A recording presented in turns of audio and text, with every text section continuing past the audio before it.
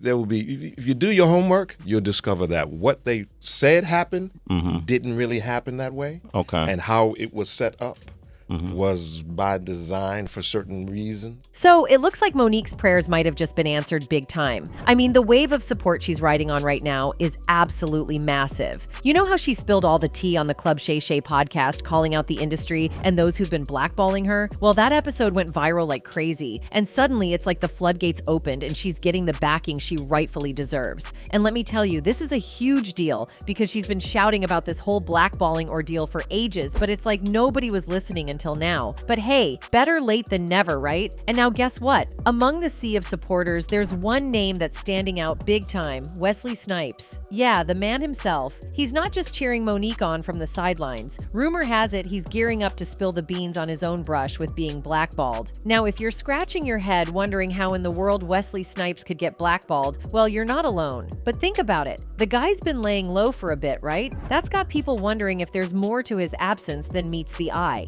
And if Wesley's ready to open up about it, well, buckle up because we might be in for one wild ride. So, what's the real deal with Wesley's story? Let's get into it. Now, Wesley Snipes was the man who totally owned the 90s with his K performances in flicks like New Jack City, White Men Can't Jump, and the Blade trilogy. This guy had charisma for days and a vibe on screen that was just, well, next level. However, his Hollywood journey took an unexpected turn when he found himself entangled in a serious tax evasion case spanning from 1999 to 2001, during which he allegedly dodged paying a staggering $7 million in taxes. Now, let's be real. It's likely Snipes would have willingly paid his taxes had he known the repercussions he would face. But alas, the government came down on him like a ton of bricks, using his high-profile status as a lesson to deter others from similar tax evasion practices. Turns out, Wesley got caught up in some bad advice from his accountant and this anti-tax advocate duo who were all like, hey, you don't actually have to pay taxes, man. I mean, who wouldn't be tempted by that idea, especially when you're pulling in around $40 million in a few years? But here's the kicker. Those so-called advisors ended up getting slammed with tax fraud and conspiracy charges, while Wesley got hit with 3 misdemeanor counts for failing to file his returns. So, fast forward to 2008, and Wesley's facing the music. He gets handed a 3-year sentence and ends up cooling his heels at the McKean Federal Correctional Institution, a medium-security joint in Pennsylvania. He finally caught a break when the Federal Bureau of Prisons quietly gave him the boot on April 2nd, 2013. But let's back it up a bit. See, things could have been a whole lot worse for him. The big win? He dodged a bullet when he was acquitted of the heavy-duty charges of felony tax fraud and conspiracy. Instead, he got hit with some misdemeanor charges because he didn't exactly file his tax returns the way he was supposed to. But hey, Snipes wasn't about to take it lying down. Nope, he decided to appeal, arguing that his 3-year stretch behind bars was way too harsh. Oh, and he threw in the race card too, claiming he couldn't catch a fair break in court because of his skin color. But even with all that, the US Supreme Court was like, sorry dude, no dice. Now let's talk about the nitty-gritty of his charges. See, Snipes got slapped with a misdemeanor for failing to file his taxes, which is a far cry from the felony territory of filing false returns. Here's the deal. If you're making bank, you gotta cough up your fair share to Uncle Sam, no ifs, ands, or buts. But Snipes got sucked into this bogus theory floating around in tax protester circles that basically says you only gotta pay taxes on money you make outside the good old US of A. Sounds wild, right? That's because it is. And messing around with the IRS on stuff like this, well, let's just say it's like playing with fire.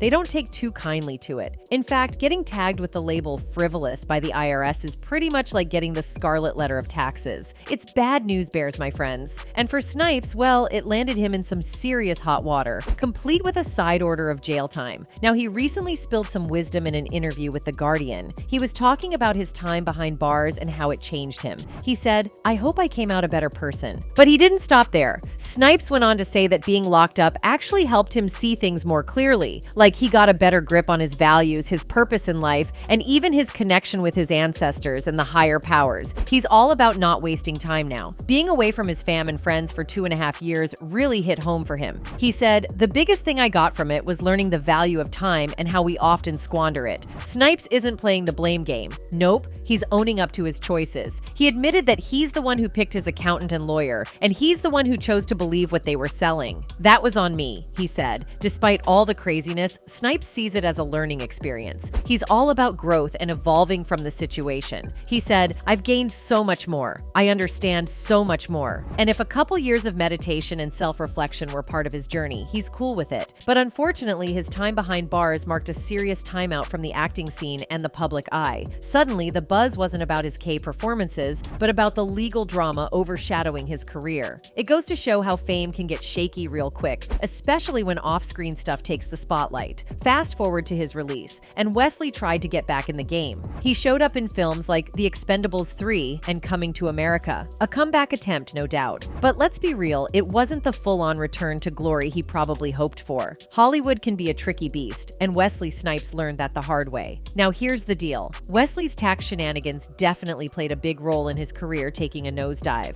But hey, he owned up to it and felt genuine remorse about the whole mess. And bet that after all that legal and financial drama, he'd definitely be extra careful about who he listens to when it comes to taxes. But here's where things get messy. Despite Wesley trying to move on and make amends, Hollywood seems to keep giving him the cold shoulder. It's like everywhere he turns, they're bringing up his past mistakes. Some folks think it's totally unfair. I mean, who hasn't messed up before, right? But nope, Hollywood seems more interested in the drama than his talent. But Wesley's not the only one facing this kind of heat. There's a whole crew of black actors getting the short end of the stick, starting with MoNique, the very person Wesley's rumored to be backing. The thing is, MoNique has spent over a decade calling out Lee Daniels, OPR Winfrey, and Tyler Perry, claiming they worked together to blackball her for not doing promotional press for the 2009 film Precious. The real beef kicked off when OPR and Tyler decided MoNique should hit the press circuit for the film without any paycheck. MoNique wasn't having it and straight up said, "Nah, not in my contract." According to MoNique, she only got a measly $50K for the whole movie, which was barely enough.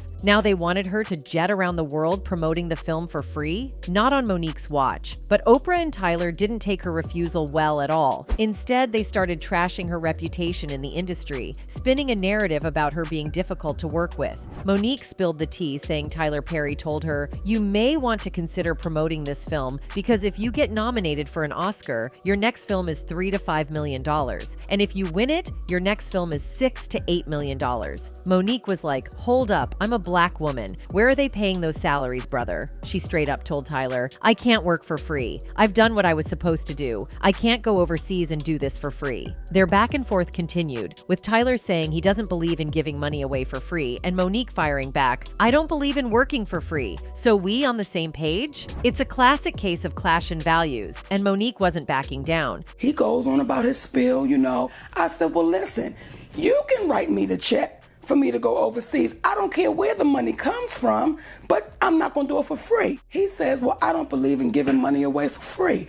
I said, "I don't believe in working for free, so we're on the same page." She also claimed Tyler Perry allegedly went the extra mile to mess with her acting gigs. According to MoNique, it all went down after she turned down a request to fly to France for the Cannes Film Festival, tied to promoting the movie Precious. So, check it, the movie studio initially asked her to jet off to France, but MoNique, with her busy schedule as a talk show host, comedian, and family woman, respectfully declined. They tried to sweeten the deal by offering to upgrade her hotel room, but she and her husband stuck to their guns, saying, "Nah, we're gonna spend this time with our family." When the third call came and they asked, "What's it gonna take to get MoNique to France?" her husband straight up asked, "Is there a number associated with it?" That's when they dropped the bomb that they would never pay for anyone to do promotions for a movie. MoNique revealed she was paid a mere $50,000 for Precious, and it wasn't about the money. She signed up to do it with her friend. The interviewer dug in, suggesting she needed the money to feed her family and pay bills. And MoNique responded, "I think that's what America says. We all say, I can't do it for free." She explained that when the movie studio refused to pay for her Cannes appearance, they didn't make a fuss. But then the reports started flying, painting MoNique as demanding and difficult. The whole thing boiled down to a simple request that they understood couldn't be met. But suddenly, MoNique found herself labeled, and that's where the drama kicked in. Because what people didn't know was I was paid $50,000 to do the movie Precious. And it really wasn't about the money, and I'm not complaining because I signed up to do it with my friend. So when the movie studio says we can't set a precedent and pay you to do this, we didn't have an issue with them. Okay. But that's when the reports came that now MoNique is being demanding and she's being difficult. MoNique's even called out OPR and Tyler Perry, asking for an apology that, as far as we know, is still MIA. All right, next up on the list, we've got Stacy Dash. You might remember her from the 90s classic Clueless, where she rocked the role of Dion. She was basically a household name back then. But hold on to your hats, because her journey in Hollywood took some wild turns. After her early fame, Stacy decided to shake things up big time. Instead of sticking to the usual Hollywood script, she took a detour into the world of political commentary. Yep, you heard that right. The girl from Clueless turned into a political commentator. And let me tell you, it wasn't just a career shift. It was like dropping a bomb in the middle of Tinseltown. Stacy went all in with her conservative views, especially when it came to giving Barack Obama a piece of her mind and taking stances on hot-button social issues. Now here's the kicker. Hollywood tends to lean left, but Stacy was out here swimming against the stream with her outspoken conservative beliefs. You can imagine the kind of storm that stirred up. Her appearances on news networks and social media rants turned into major talking points. I'm talking about heated debates, intense backlash, the whole shebang. In an industry where your personal beliefs can make or break you, Stacy Dash definitely didn't shy away from going against the grain. Her political stance didn't just put her on a different page, it practically put her at odds with a bunch of her peers and the whole Hollywood crew. You know, we're Americans, period. That's it. Are you saying there shouldn't be a Black History Month because there isn't a White History Month? Exactly. Now let's talk about the man, the myth, the legend, Will Smith. Now, we all know his Hollywood journey is like a blockbuster movie in itself. Fresh Prince of Bel-Air in the 90s? Absolute classic. Then he owned the big screen with Independence Day, Men in Black, you name it. Basically, the dude was on fire. But hold on to your seats because 2022 at the Academy Awards was a whole different plot twist. Picture this. Live on TV, Will Smith goes full-on confrontation mode and slaps comedian Chris Rock on stage. Why? Well, Chris cracked a joke about Will's wife, Jada Pinkett Smith. Instant shockwaves and the whole world's jaws dropped. Oh, wow. Wow. Will Smith just smacked the shit out of me. The aftermath? Massive. Will faced a tidal wave of criticism for the slap, seen as uncool and a hit to his squeaky clean image. He even resigned from the Academy of Motion Picture Arts and Sciences and got banned from their events for a solid decade. The guy who's been the poster child of positivity suddenly found himself in the middle of a controversy that had everyone questioning his judgment and professionalism. Fast forward, he said sorry to Chris Rock, and some folks think he'll bounce back just fine. I mean, it's Will Smith we're talking about. Now onto Darius McCrary, you know, the guy who brought Eddie Winslow to life on the classic sitcom Family Matters. Back in the 90s, he was all the rage, becoming a household name and securing his spot in American pop culture. But spoiler alert, life after Family Matters wasn't exactly a walk in the Hollywood park. So here's the deal. McCrary found himself in a bit of a typecasting maze. The whole Eddie Winslow thing was a blessing and a curse. While it made him a star, breaking out of that mold proved trickier than a Rubik's Cube. Casting directors and fans alike couldn't unsee him as the Winslow Kid, making it a challenge to land roles that showed off his full range. And you guessed it, this typecasting struggle is a classic Hollywood tale. Many actors grapple with breaking free from their iconic roles, and McCrary was no exception. Post-Family Matters, he tried to mix things up, hopping into various TV and movie projects. But let's be real, none quite match the Eddie Winslow fame. This whole journey shines a spotlight on a bigger issue, especially for those who hit the fame jackpot as kids. Navigating the transition to more grown-up roles is like trying to find your way out of a maze blindfolded. McCrary's story mirrors the challenges many actors face in evolving beyond their past characters. Fast forward to today, and McCrary's still in the game, taking on different roles and exploring other creative ventures. His resilience and dedication to his craft in the face of typecasting hurdles are like a Hollywood survival guide. So, props to Darius McCrary for keeping it real in the wild ride of Tinseltown. And now let's roll out the red carpet for Halle Berry, the Hollywood trailblazer, with a story that's like a roller coaster, full of ups, downs, and a whole lot of groundbreaking moments. Remember when she snagged that historic Oscar for Best Actress in Monsters Ball back in 2002? Yeah, that was a game changer. She became the first Black woman to grab that golden statue, flipping the script on Hollywood's diversity game. But hold on, life after the Oscar glow wasn't all glitter and gold for Barry. Despite her big win, finding roles that matched her talent and the significance of that Academy Award turned out to be trickier than navigating a maze blindfolded. It shone a spotlight on a bigger issue: the industry's struggle to offer substantial and nuanced roles for Black actresses, even ones with proven chops and critical acclaim. It's like Hollywood was stuck in a diversity time warp. And you know, Barry's post-Oscar journey had its share of bumps. Some film choices raised eyebrows, and her personal challenges played out on the public stage. Being in the spotlight isn't all glam. There's constant scrutiny and this unspoken pressure to keep proving yourself, no matter how many trophies are on your shelf. But here's where Halle Berry's true grit shines. Despite the hurdles, she stuck to her guns. Diverse roles? Check. Breaking free from the typecasting grip? Double check. And guess what? She even stepped into the director's chair with Bruised, proving she's not just an acting powerhouse, but a force behind the scenes too. So let's toast to Halle Berry for not just making history, but for weathering the Hollywood storms with style, resilience, and a whole lot of talent. Next up is Jussie Smollett, and man, it's a roller coaster ride in Hollywood. You probably remember him from Empire, where he played Jamal Lyon. Groundbreaking stuff, really, being an openly gay Black dude on TV. He was getting major props for breaking barriers and his acting chops. But hold up, the plot takes a wild turn. In January 2019, Jussie reported being the victim of a hate crime in Chicago. Now that made headlines real quick. At first, folks were rallying behind him, showing love and support. But then, the whole story started looking fishy. Details started popping up, suggesting that maybe, just maybe, he orchestrated the whole thing himself. And bam! The tide turned. Public opinion did a 180, and suddenly, Jussie went from victim to suspect. Media went nuts, and the dude faced some serious legal heat. We're talking a 16-count indictment for allegedly filing a false police report. The legal saga had more twists than a soap opera, charges dropped, then reinstated with a new indictment. Against him. You are fined $25,000, which is the maximum fine, and you will spend the first 150 days of your sentence in the Cook County Jail, and that will start today. This whole mess not only put a dent in Jussie's personal rep, but also threw a massive question mark on his Hollywood future. Empire wrote him out of the final episodes, and his next moves in the industry became a big old question mark. Next up is Isaiah Washington. You know him from Grey's Anatomy, playing the suave Dr. Preston Burke, a role that put him on the map as a top-notch performer. But buckle up, because his Hollywood ride gets bumpy real quick. There's this incident that totally flips the script on Washington's career vibe. It all kicks off when he drops a not-so-cool homophobic slur on the Grey's Anatomy set. Suddenly, it's the talk of the town, everyone's buzzing about it. And let me tell you, the industry, all gung-ho about inclusivity and being respectful, wasn't having it. They threw some serious shade at Washington, and the backlash was like a Hollywood storm. When you left Grey's Anatomy, there was so much conversation around your departure because you had allegedly made a homophobic comment about your former co-star. The aftermath hits, and Grey's Anatomy slams the door on renewing Washington's contract. This whole episode becomes a real-life soap opera, highlighting the crazy dance between personal beliefs, public antics, and the gigs that make or break a career. Despite Washington owning up to his slip-up and giving a public apology, the incident becomes this looming cloud over his career.